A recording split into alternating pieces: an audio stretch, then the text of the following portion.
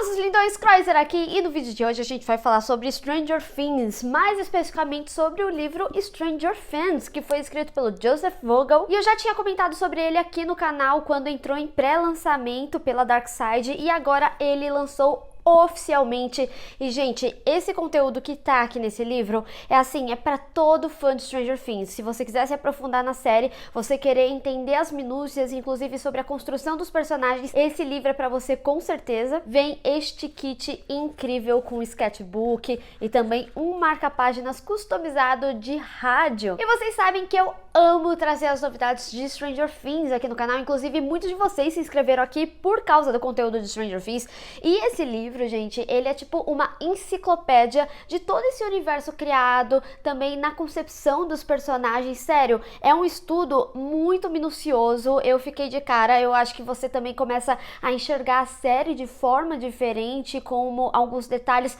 fazem mais sentido do que a gente imaginava, e é por isso que no vídeo de hoje a gente vai discutir e destrinchar um pouco mais a temática desse livro. Não vai dar pra falar tudo, que nem eu tô falando pra vocês, ele é super completo, daria pra fazer milhões de vídeos com o conteúdo que tem aqui, mas olha, se vocês já ficaram interessados por esse livro, não deixem de conferir o link de compra aqui na descrição, vale super a pena. Então olha, pra não perder as novidades sobre os filmes e as séries, se inscreve no canal e clica no sininho pra receber notificação pra quando tiver um vídeo novo, que eu sempre trago as novidades pra vocês em primeira mão. Aqui tem playlist de final explicado, teoria, análise e muito mais.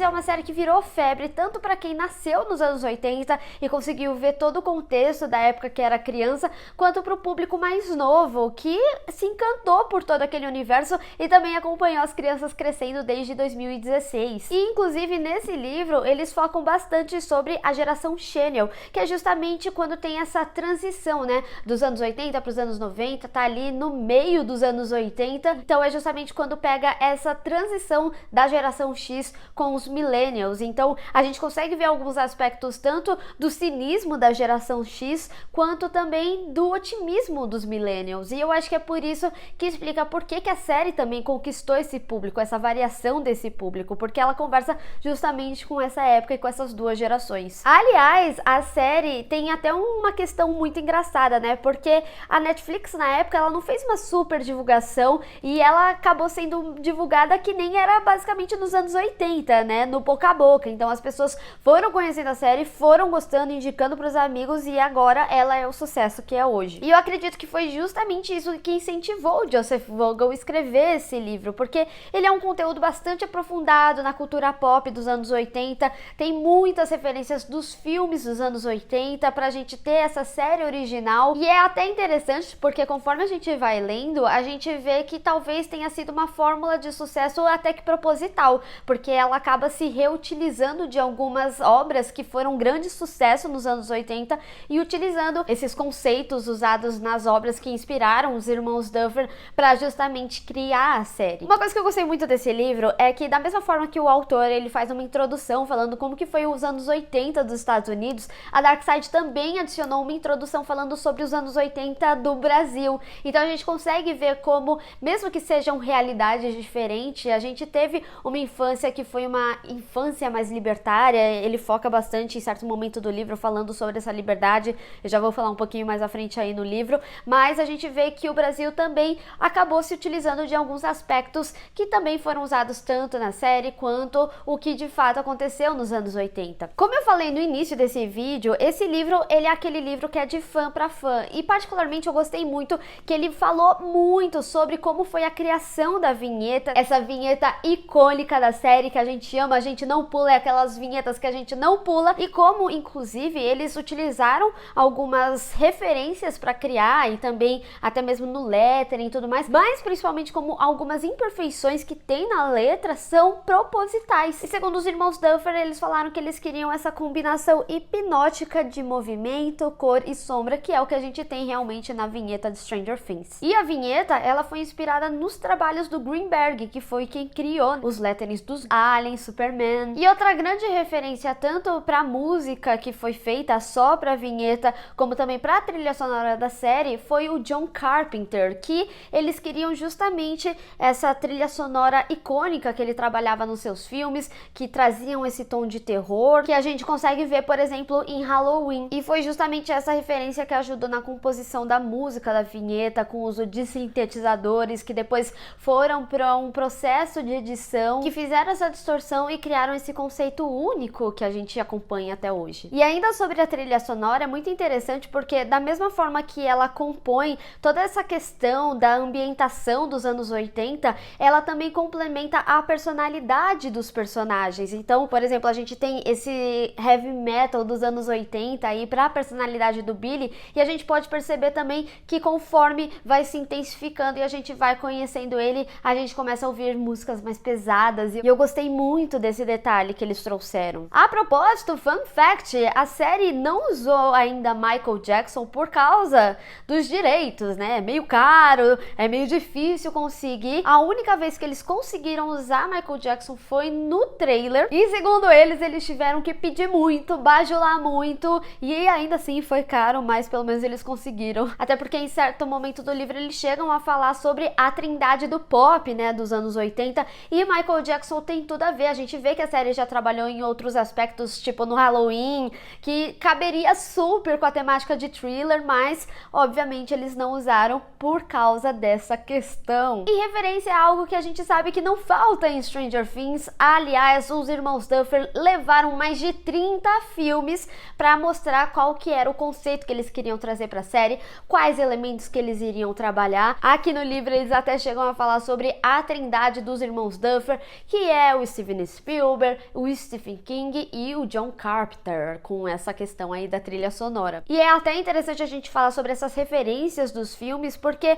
eu acredito que isso explique a qualidade da série também, né? Porque ela acaba se aproximando muito mais de uma qualidade cinematográfica do que das séries de TV. Eu gosto que ele fala bastante nesse livro como tudo se conecta em Stranger Things, e conforme você vai lendo essas referências, você realmente vê algumas coisas que você nunca enxergava enquanto estava assistindo a série, tanto na concepção dos personagens, como em algumas construções de cena, e até mesmo como eles trabalham essas referências não necessariamente como formas de easter egg, mas sim como inspirações. Por exemplo, quando os meninos discutem sobre Star Wars ou De Volta para o Futuro, é algo que estava realmente nos diálogos dos jovens e das crianças dos anos 80. Então é algo que vem bem natural, não é só o easter egg pelo easter egg. A gente já tá cansado de saber que Stranger Things é uma grande inspiração de Tubarão, Clube dos Cinco, It, e inclusive o próprio Stephen King, ele reconheceu, falou que é uma perfeita adaptação das obras dele, de várias obras dele. E é muito louco, porque o Stephen King geralmente nem gosta das próprias adaptações dos livros dele. E fun fact, os irmãos Duffer já tinham pedido para adaptar It para Warner antes de ter Stranger Things pela Netflix. Isso foi em 2014, mas a Warner decidiu ir com os irmãos Muschietti. Será que a gente tem a possibilidade de ver os irmãos Duffer fazendo uma adaptação de Stephen King pra Netflix? Porque a gente sabe que eles já assinaram um contrato maiorzinho pra filme e série, e a gente sabe também que a Netflix adora trazer a adaptação do Stephen King para streaming. As referências não param, a gente já sabe, mas eu gostei muito como esse livro focou principalmente sobre a concepção de algumas cenas e também como algumas obras influenciaram nos personagens, como por exemplo a Eleven, que ela é uma junção tanto da Carrie, porque a gente vê que são mulheres que foram abusadas e tem um ápice da telecinese, e também a Incendiária, em que a protagonista era um projeto do governo que era abusada, e o nariz da Eleven sangra como homenagem aí ao Mark Lester, que era o pai da Charlie. ET mesmo é um grande exemplo que tem tanto na construção dos personagens quanto das cenas, como algumas coisas que eles utilizaram, alguns objetos,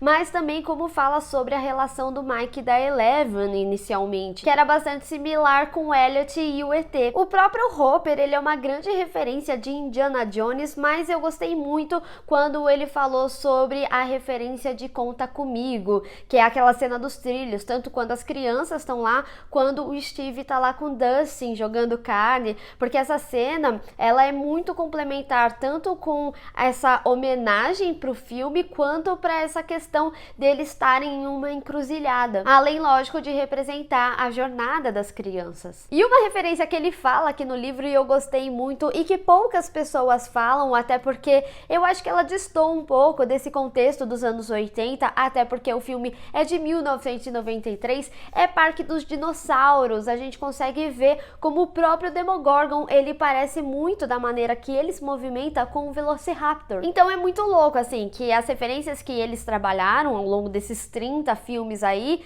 é justamente do período de 1975 até 1993. E se a gente analisar bem, 3 dessas obras que foram utilizadas foram grandes sucessos de bilheteria, como ET, Tubarão e Parque dos Dinossauros. Mas aí a gente falou dessas referências, né, como elas acabaram influenciando na concepção de alguns personagens e também na criação desse universo de Stranger Things. Mais uma coisa que ele foca aqui e que eu gosto muito é sobre o contexto político dos anos 80 lá nos Estados Unidos, que ficou conhecido como a Era Reagan. Essa Era Reagan era basicamente assim, parecia que tava tudo bem, mas na realidade ele só tava enfiando todos os problemas por debaixo dos panos. Eles chegam a falar aqui que inclusive até o mundo invertido é meio que como se fosse uma analogia disso, que era como se eles vivessem num pesadelo, que é um outro lado dos Estados Unidos que as pessoas não veem, que é um lado mais sombrio, que é escondido e ignorado. E o laboratório faz um mega sentido, principalmente com aquele cenário de medo que existia durante a Guerra Fria, e também como são trabalhadas as teorias da conspiração, que era bastante inserido lá nos anos 80,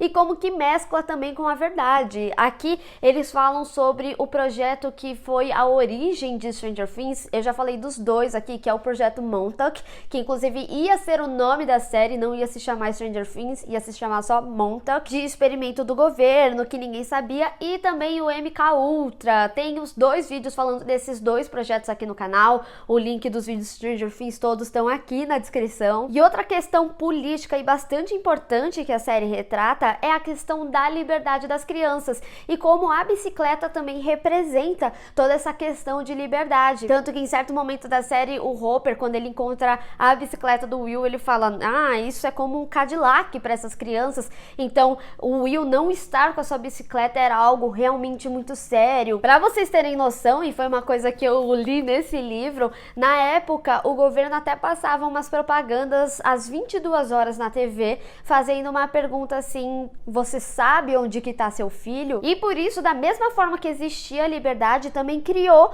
um certo pânico nas pessoas, e veio daí essa criação das caixas de leite que a gente vê das crianças desaparecidas. E gente, esse livro, ele é tão aprofundado nesse universo de Stranger Things, que ele tem até a anatomia do Demogorgon, e também o aprofundamento de cada personagem dessa série, de como eles foram amadurecendo ao longo dos anos da série. E óbvio que tem um capítulo que é um pouco maior, que fala só sobre a Eleven. É até bastante curioso, porque na primeira temporada, tem aqui, ela falou um total de 246 palavras, só que foi tão cativo, tanto o trabalho corporal dela, quanto a história dela, que ela foi ganhando um destaque e se tornou o que é hoje. Inclusive, a pesquisa para Eleven foi uma pesquisa árdua. Sabe quando, tipo, você sonha com uma pessoa impossível, mas você sabe que essa pessoa existe? Então, eles foram meio que nessa busca, e eles falaram que eles não podiam ter acertado mais com a Millie Bobby Brown. Ela foi perfeita realmente pro papel, era exatamente como eles estavam imaginando a Eleven. E eu acho que muito do sucesso da Eleven vem justamente dessa nova geração de heroínas, como a Princesa Leia e a Ripley, que não aceitavam necessariamente o que era imposto para elas. E por isso a história dessas personagens, ela vem com muito sofrimento. E como eu falei, esse livro ele mostra o crescimento, o amadurecimento dos personagens, mas eu acredito que a Eleven, ela tem um amadurecimento maior ainda, porque ela passa de uma rata de laboratório a uma pessoa de verdade. Tanto que você vê essa grande mudança até mesmo na concepção de pai dela, do Dr. Brenner até o Hopper. E eles se aprofundaram tanto nesse contexto dos anos 80 que até as comidas da época eles trouxeram pra série, como os Eagles. Hoje em dia, os Eagles, eles são tão associados à série que eles chegaram a usar uma propaganda oficial em um dos trailers para divulgar a nova temporada. E não só isso, os figurinos também, eles são muito perfeitos dos anos 80, e eu gostei muito que eles focam aqui, que eles quiseram trazer as diferentes classes sociais dos personagens. Então a gente gente vê roupas dos anos 80 nos Byers que são bem diferentes das roupas dos anos 80 dos Wheelers, que é uma classe média mais alta. Eles geralmente usam as roupas mais da moda. Os Byers é mais uma roupa de segunda mão, quase um Weasley. E no final do livro tem umas artes muito fofas de artistas brasileiros e que também são fãs da série. Vale super a pena conferir, eu não tô mostrando nem metade das artes lindas que tem aqui. E assim, gente, independente do motivo que você ame essa série, todas suas curiosidades são respondidas aqui nesse livro. Tem tudo. O que eu falei aqui nesse vídeo não é nem um terço do conteúdo desse livro. É por isso que eu falei que é de fato uma enciclopédia do fã, escrito de fã para fã. E sem falar também que uma coisa que eu gostei muito é que você consegue consumir esse livro meio que da maneira que você quiser. Então, se você tiver uma curiosidade sobre os personagens e quiser ler primeiro, você pode, tem os capítulos separados, não são tão complementares, mas você consegue consumir da maneira que você quiser. O que é muito legal porque afinal é uma leitura bastante aprofundada. Ele foca muito mais no aprofundamento da primeira e da segunda temporada. Será que a gente vai ter uma segunda edição sobre a terceira e a quarta temporada? Eu espero que sim. Obviamente eu passei por todos os capítulos para trazer o roteiro desse vídeo, mas eu acredito que depois que eu li esse livro eu vou passar a ver a série um pouquinho mais diferente, com um conteúdo mais enriquecido. Aguardem as próximas teorias, vocês já gostam das que eu trago, vai ficar muito mais aprofundado com esse conteúdo aqui. Então não se esqueçam, quem se interessou, o link tá aqui na descrição, mas deixa aí nos comentários o que mais te encantou com Stranger Things e o que você acha que foi o sucesso da série pra você. Vamos discutir. Bem, pessoal, espero que vocês tenham gostado desse vídeo. Não esqueça de deixar o seu gostei e compartilhar nas redes sociais, inclusive me segue lá, se inscreve no canal e clica no sininho pra receber notificação pra quando tiver um vídeo novo. Te vejo no próximo. Tchau!